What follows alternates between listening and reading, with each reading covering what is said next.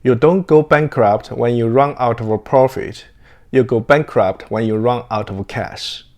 I've seen businesses with strong revenue growth collapse in a matter of weeks. I've seen founders proudly show me their income statement and then quietly admit they weren't sure if they could make payroll next month. Before we go deeper, for those who don't know me, my name is John Yan. This is JWJC Consulting. I've spent over 20 years working as a business consultant and senior financial leader across services, manufacturing, fleet management, companies large and small. And after 2 decades inside businesses, I can tell you this with absolute certainty. Cash flow is where business live or die. Not strategy decks, not mission statements, not even profit margins. Cash. And let me walk you through what this actually looks like in real life. Imagine you run a services company, maybe IT support, maybe digital marketing, maybe engineering consulting. You land a big contract. It's worth $150,000 over 6 months. You feel like you've made it. Then what happened? You hired 2 people. You commit to software subscriptions. You maybe upgrade equipment. Your costs start immediately. But your client pays on 45-day term. That means you work for a month. You then invoice your customer. Then you wait for another month and a half before your clients pay you. In reality, you are financing that client for almost 3 months. And here's the part most business owners miss. The faster you grow, the more cash you need. And growth is expensive. I've worked with businesses that were growing 30% per year and getting poorer by month. Not because the business model was bad, but because nobody calculated the working capital required to support that growth. Revenue is not cash. Revenue is a promise, and cash is the oxygen. And let me talk about one of the biggest everyday problems, receivables. Most small businesses are terrible at collecting money, not because they don't know how, but because they are afraid. Afraid of damaging relationships, afraid of looking desperate, afraid of upsetting good clients. I once worked with a design agency, talented team, fully booked, stressed out of their minds. When I reviewed their accounts receivable aging, nearly 40% of the invoices were over 60 days overdue. And when I asked the founder why no one was chasing them properly, he said, "They are important clients. We don't want to pressure them." But let me say something clearly. When a client is 60 days overdue, they are using you as a bank, and you are the weakest bank in the system. So what we did, we didn't change their marketing, we didn't raise prices, we didn't cut staff. We introduced discipline. Invoices sent immediately, not at month end when someone can remember. Automated reminder at day 3, follow-up email at day 7, phone call at day 14. Clear pause of work policy at day 30. Professional, calm, consistent. Within 3 months, the average collection period dropped from 58 days to 33 days. Nothing fancy, just a structure. That one change removed their payroll anxiety. And now let's talk about another trap, fixed costs. I've seen this in manufacturing businesses, logistics companies, professional services, across the industries. A good quarter happens, then confidence rises.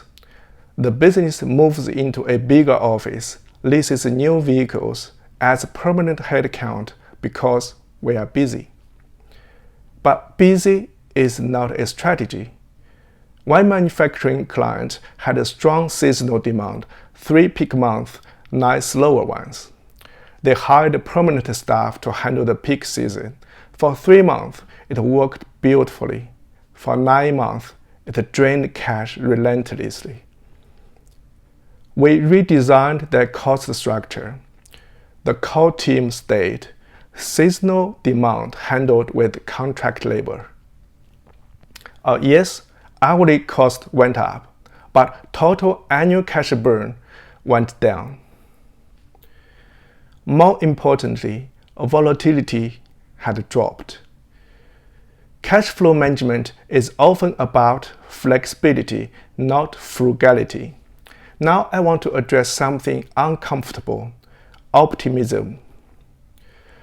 Entrepreneurs are wired to believe next month will be better. That big deal is almost signed.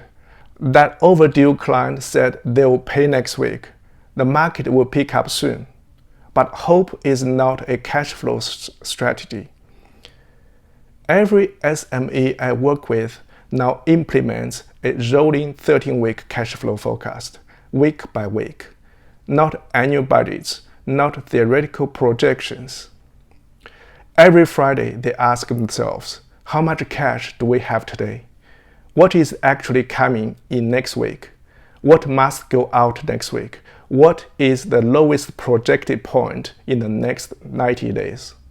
This isn't about precision. It's about visibility.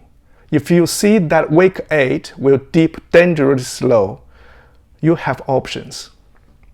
Without visibility, you only realize you are in trouble when it's too late. Now, here is another silent killer: tax.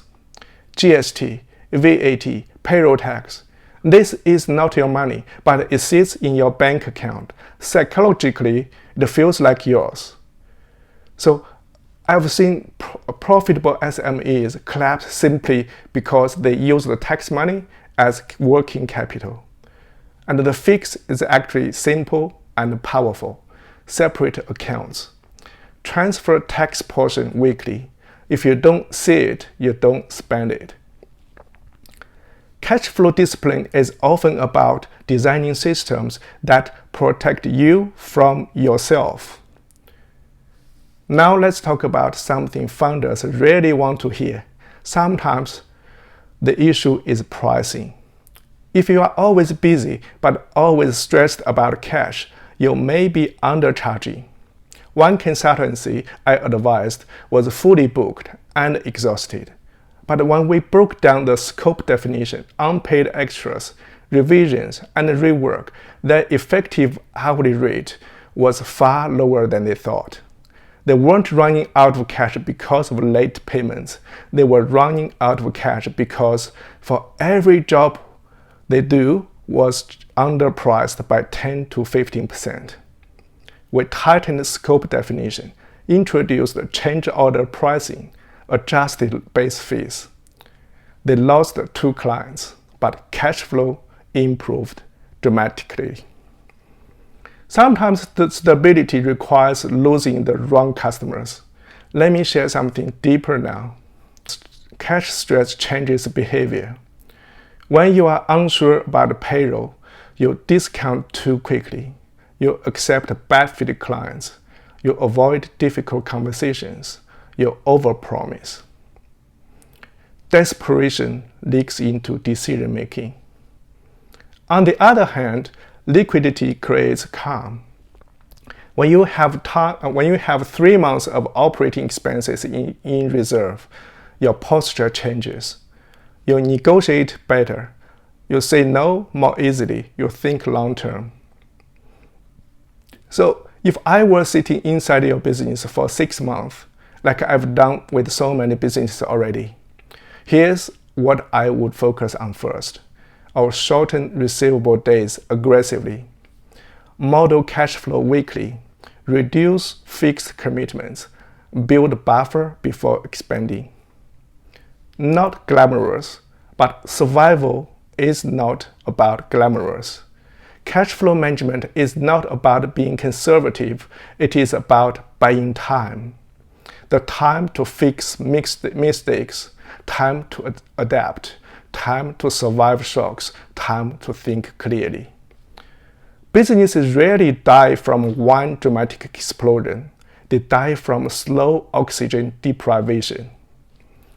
So tonight, I want you to ask yourself 3 uncomfortable questions. If revenue stopped for 30 days, what happens? If your biggest client paid 45 days late, what happens? If costs rose by 10%, what happens?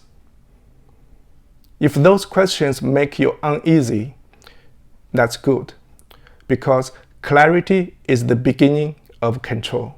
Because once you see the risk, you can design around it.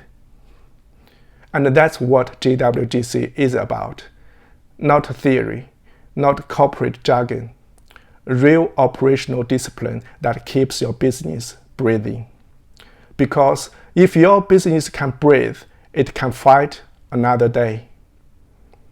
And that's how you stay in the game long enough to actually win. Remember to follow me to learn more about day-to-day business management. I'll see you next time.